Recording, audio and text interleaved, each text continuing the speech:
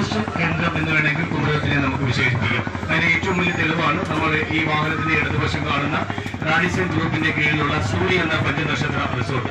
ഏകദേശം 40 ഏക്കർ വിസ്തൃതിയിൽ കിടക്കുന്ന 99-100 റൂമുകളുള്ള ഈ റിസോർട്ടാണ് കുമരകത്തെ ഏറ്റവും വലിയ പഞ്ചനക്ഷത്ര റിസോർട്ട് എന്ന് വേണമെങ്കിൽ നമുക്ക് വിശേഷിപ്പിക്കാം. ഇത് കൂടാതെ തന്നെ താജ്, കാസിനോ തുടങ്ങിയ ഒട്ടേറെ ഇന്റർനാഷണൽ ഗ്രൂപ്പിന്റെ ഹോട്ടലുകളും ഈ കുമരകത്തിന്റെ തീരങ്ങളിൽ നിലകൊള്ളുന്നുണ്ട്. എന്നിരുന്നാലും ഈ റാഡിസന്റെ ഹോട്ടലാണ് ഈ കുമരകത്തിന്റെ തീരങ്ങളിൽ ഏറ്റവും വലിയ റിസോർട്ട് എന്ന് വേണമെങ്കിൽ നമുക്ക് പറയാം. ഇപ്പൊ നമ്മളിപ്പോൾ കണ്ടുകൊണ്ടിരിക്കുന്നത് ഇതിന്റെ തീരത്തുള്ള സ്വിമ്മിംഗ് പൂളോട് കൂടിയ വില്ലകളാണ്. ഏകദേശം ദിവസ വാടകയായിട്ട് 25,000 മുതൽ 50,000 രൂപ വരെ ദിവസ വാടക ഈടാക്കുന്ന ലോകോത്തര നിലവാരമുള്ള ലക്ഷറീസ് വില്ലകളാണ് നമ്മളിപ്പോൾ കണ്ടുകൊണ്ടിരിക്കുന്നത്. ഇങ്ങനെയുള്ള ആ ടൂറിസ്റ്റ് കേന്ദ്രം എന്നിങ്ങനെ ആക്കിത്തീരാൻ കാരണം എന്ന് പറയാൻ നമ്മൾ നോക്കൂ, നമുക്ക് ഈ കാണുന്ന ഈ വേമ്പനാട് കായലിന്റെ സൗന്ദര്യവും ഈ കുമരകം എന്ന ഗ്രാമത്തിന്റെ ഗ്രാമീണ ഭംഗിയൊക്കെ തന്നെയാണ് ലോകത്തിൽ അറിയപ്പെടുന്ന ഒരു വിനോദസഞ്ചാര കേന്ദ്രമായിട്ട് കുമരകത്തെ വളരാനായിട്ട് സഹായിച്ചത്.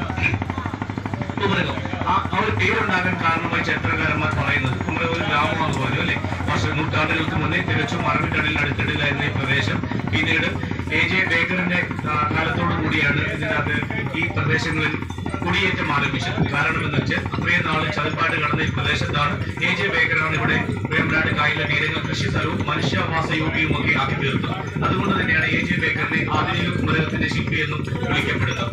അതിന് ഉദാഹരണമാണ് അദ്ദേഹം കവണാറ്റിക്കര എന്ന സ്ഥലത്ത് അദ്ദേഹം സ്ഥാപിച്ച AJ ബേക്കറിന്റെ ബംഗ്ലാവ്. ഇപ്പോഴും താജ് ഗാർഡിയൻ റിട്രീറ്റ് എന്ന ആ താജ് ഹോട്ടൽസ് ഗ്രൂപ്പിന്റെ ഫ്രണ്ട് ഓഫീസ് നിലകൊള്ളുന്നു. കുറച്ച് റൂമുകളൊക്കെ ആ ബംഗ്ലാവിന്റെ കുറച്ച് ഭാഗങ്ങളാണ്. ഇത് കൂടാതെ തന്നെ സായിബ കാലത്ത് അവിടെ വേഴ്സാഞ്ചലിയും ഒക്കെ പണി കഴിപ്പിച്ചിട്ടുണ്ട്. ഇപ്പോഴും നമുക്ക് കുമരകത്തിന്റെ കവണാറ്റിക്കര എന്ന സ്ഥലത്ത് ചെല്ലാനുള്ള ഇതിലേക്ക് വ്യക്തമായി കാണാനുള്ള സൗകര്യം ഇപ്പോഴും ഉണ്ട്.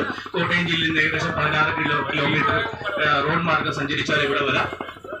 ജലമാർഗവും സഞ്ചരിച്ച് നമുക്ക് കുമരകത്തിന്റെ തീരങ്ങളിൽ എത്താവുന്നതാണ്. അങ്ങനെയുള്ള കുമരകത്തിന്റെ ഏകദേശം AJ ബേക്കറാണ് ഇതിന്റെ ആധുനിക ശില്പി എന്ന് നമ്മൾ പറഞ്ഞു. കുറച്ച് കാലങ്ങൾ കടന്നു പോയപ്പോൾ ഏകദേശം 2000 ആണ്ടോടുകൂടി അന്നത്തെ പ്രധാനമന്ത്രിയായിരുന്ന അടൽ ബിഹാരി വാജ്പേയി അദ്ദേഹത്തിന്റെ അവധി ദിനങ്ങൾ ചെലവഴിക്കാനായി കുമരകത്തിന്റെ തീരങ്ങളിൽ എത്തുകയും തുടർന്നാണ് നാഷണൽ ജിയോഗ്രാഫി മാഗസിൻ ലോകത്തെ സന്ദർശിക്കേണ്ട ആദ്യത്തെ 10 വിനോദസഞ്ചാര കേന്ദ്രങ്ങളിൽ ഒന്നായി കുമരകത്തെ വിശേഷിപ്പിക്കുകയുണ്ടായത്. കാരണം വേറൊന്നുമല്ല, നേരത്തെ ഞാൻ സൂചിപ്പിച്ചിരുന്നു, ഈ കായലിന്റെ ദൃശ്യഭംഗിയും ഈ ഗ്രാമത്തിന്റെ ആ ഭംഗിയൊക്കെ തന്നെയാണ് അതിനുള്ള പ്രധാന കാരണം. തുടർന്ന് ഒത്തിരി ഇന്റർനാഷണൽ ഗ്രൂപ്പിന്റെ ഹോട്ടലുകളും റിസോർട്ടുകളും കുമരകത്ത് വരികയും ഉണ്ടായി. അങ്ങനെയുള്ള കുമരകത്തിന്റെ തീരങ്ങളിലൂടെ യാത്ര ഏകദേശം 1.5 മണിക്കൂർ നമ്മൾ പിന്നിടുമ്പോൾ കായൽ കാർഷിക വിനോദസഞ്ചാര കേന്ദ്രം നമ്മൾ രാവിലെ പറഞ്ഞിരുന്നു കുട്ടനാട്ടിൽ എത്തിച്ചേരും. Thank you.